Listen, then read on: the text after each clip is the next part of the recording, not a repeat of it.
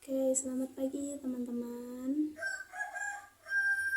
Saya mulai dulu ya.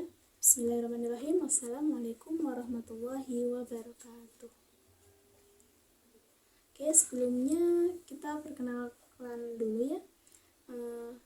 Perkenalkan, saya Anissa Rahmawati yang hari ini bakal ngisi di kelas online pagi hari ini.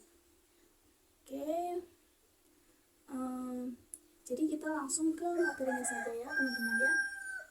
Oke, yang pertama, apa sih broadcaster itu? Nah, jadi profesi broadcaster atau penyiar itu merupakan seseorang yang menyampaikan informasi, hiburan, atau edukasi kepada publik melalui media massa. Bisa melalui media konvensional seperti radio dan televisi, lalu juga bisa melalui platform digital seperti podcast, YouTube, atau live streaming seperti itu.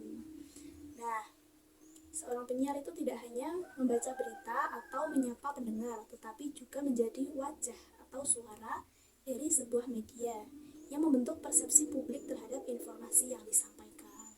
Seperti itu. Oke, next. Nah, lalu apa sih tugas seorang broadcaster itu? Nah, jadi tugas seorang broadcaster itu secara umum yang pertama ada membawakan acara, bisa berupa acara berita, hiburan, talk show, atau yang lainnya. Nah, lalu yang kedua, mempersiapkan dan mengolah materi siaran. Lalu tugas yang ketiga yaitu membangun interaksi dengan audiens. Jadi seorang broadcaster itu harus bisa membangun interaksi dengan audiens. Nah, lalu tugas yang selanjutnya yaitu menjaga etika jurnalistik, nah, terutama saat menyampaikan berita ya. Lalu tugas selanjutnya yaitu dapat beradaptasi dengan gaya bahasa dan karakter target pendengar atau pemirsa.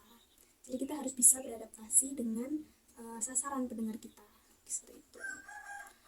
Oke teman-teman, itu dulu materinya. Apakah ada yang ditanyakan? Oke, silakan Mbak Nisa.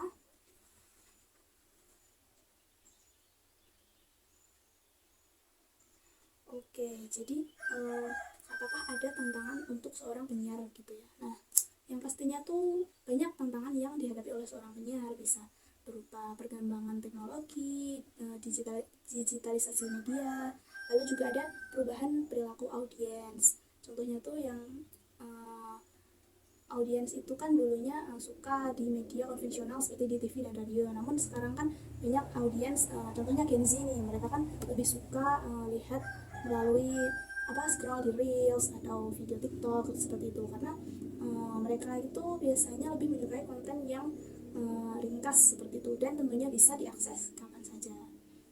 Lalu ada juga tantangan yang lain itu seperti persaingan konten yang semakin ketat ya, karena siapapun itu bisa menjadi penyiar di konten mereka sendiri seperti itu. Nah, jadi gimana sih cara kita sebagai seorang penyiar itu untuk menjawab tantangan tersebut? Nah, tantangan zaman tersebut seperti itu ya. Nah, jadi cara kita sebagai seorang penyiar untuk menjawab tantangan tersebut itu tentunya dengan beradaptasi. Nah, jadi kita sebagai seorang broadcast itu harus meningkatkan skill digital kita. Kita harus belajar edit, terus juga bisa manajemen media sosial, bisa menganalisis audiens seperti itu. Lalu kita juga harus membangun personal branding, karena seorang broadcast itu tidak hanya menjadi suara di balik mikrofon, namun juga harus bisa menjadi public figure yang dikenal dan dipercaya oleh audiens. Nah, lalu kita juga harus bisa menciptakan konten yang relevan, menarik, dan tentunya mudah diakses. Seperti itu. Oh ya, yang paling penting kita harus kan zaman sekarang itu banyak disinformasi, misinformasi, dan juga penyebaran hoax. Nah, jadi kita sebagai seorang penyiar itu juga punya peran yang penting untuk menjaga kebenaran informasi. Jadi kita itu setiap mendapatkan informasi harus di 3S, saring sebelum sharing, seperti itu. Jadi kita itu harus menjadi seorang broadcast yang verifikatif, kritis, dan tidak mudah untuk menyebarkan informasi tanpa sumber yang jelas, seperti itu teman-teman. Oke, Eh, apakah ada yang ingin ditanyakan lagi, teman-teman? Oke, belum ada ya. Oke, mungkin itu dulu dari saya untuk pertemuan kali ini.